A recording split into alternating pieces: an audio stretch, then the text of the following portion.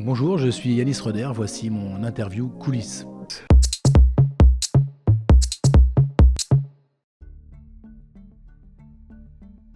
Alors, je suis professeur d'histoire et géographie dans un collège sensible de Seine-Saint-Denis depuis 20 ans. Et en même temps, je suis responsable des formations au Mémorial de la Shoah. Je suis directeur de l'Observatoire de l'éducation de la Fondation Jean Jaurès. Et tout cela fait que j'ai beaucoup réfléchi à l'enseignement d'une question qui me semble cruciale.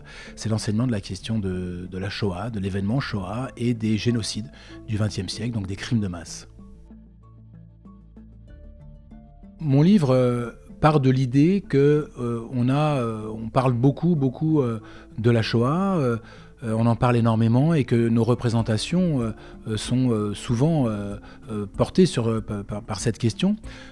Or, on s'aperçoit aujourd'hui qu'on n'a jamais eu autant de problèmes d'antisémitisme et de rejet de l'autre d'une manière générale, de haine de l'autre, depuis la Seconde Guerre mondiale. Donc la question que je me suis posée, c'est qu'est-ce qui fait que, alors qu'on parle énormément et beaucoup de l'histoire de la Shoah, eh bien on se retrouve avec des actes antisémites qui explosent. Ça veut bien dire que quelque chose ne fonctionne pas. Mon idée, c'est de faire réfléchir les élèves sur les processus génocidaires, c'est-à-dire comment un pays qui est un pays moderne, un pays démocratique, sombre dans une dictature qui va mener une politique génocidaire. Comment se met en place tout ce processus et comment finalement cela devient possible. Et aussi, et c'est son corollaire, qu'est-ce qui fait qu'on devient un tueur de masse? Voilà, sans tomber dans la fascination, parce faut faire attention à la fascination morbide pour les assassins et pour leurs crimes, mais comprendre ce qui fait que on adhère à une idéologie qui présente l'autre comme l'ennemi absolu à abattre.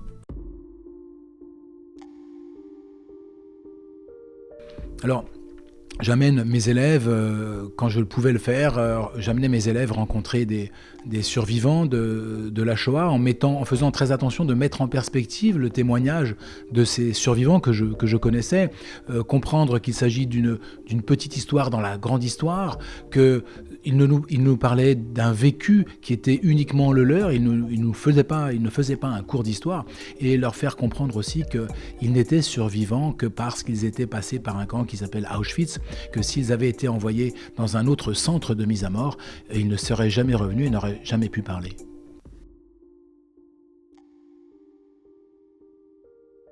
Mes premiers mots, quand j'entre dans le cours lui-même sur l'histoire de la Shoah, ce sont des questions. Je leur montre des photos. En réalité, ce sont mes photos de vacances, mais ce sont des photos de synagogues en ruine, sans leur dire qu'il s'agit de synagogues, de cimetières dévastés, sans leur dire que ce sont des cimetières juifs, de Pologne. Et je leur pose la question de savoir qu'est-ce que c'est ? Qu'est-ce que ça vous évoque ? Quel est le but de cette démarche ?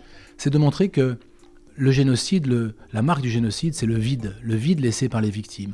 Tout ce qui faisait la vie des juifs polonais, des 3 300 000 juifs de Pologne, est toujours en place. Les synagogues, les cimetières, les maisons d'études, les quartiers. Pratiquement partout, vous avez cela en Pologne. Et il n'y a plus de juifs en Pologne. Le génocide, c'est le vide.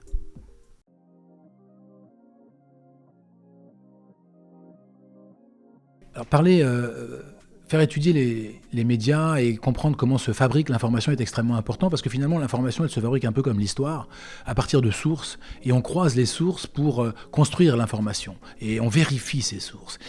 Aujourd'hui, nos élèves sont soumis aux réseaux sociaux, en regardant les réseaux sociaux, à des flux continus d'informations qu'ils ne sont pas toujours capables ou ne sont pas toujours outillés pour les trier, pour les hiérarchiser, pour les classer. Je crois que l'enseignement aux médias joue un rôle essentiel pour apprendre aux élèves à ne pas prendre tout ce qui leur arrive comme argent comptant, comme vérité, et bien à mettre en perspective, à réfléchir sur la source, la provenance et le message. Moi, je ne suis pas défavorable à ce qu'on utilise les supports existants pour parler de l'histoire de la Shoah. Le but étant de faire connaître l'histoire de la Shoah.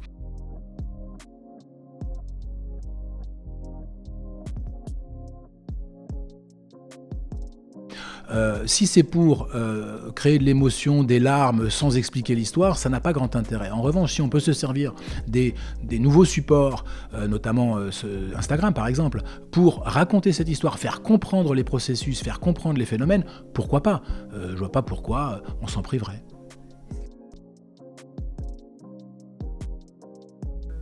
Alors oui, je suis le compte de mon fils qui est un fan de la Seconde Guerre mondiale et des chars d'assaut. Et donc, je suis régulièrement les stories qu'il met sur les chars d'assaut de la Seconde Guerre mondiale avec tous les détails techniques auxquels je ne comprends absolument rien, mais je trouve ça très intéressant, oui.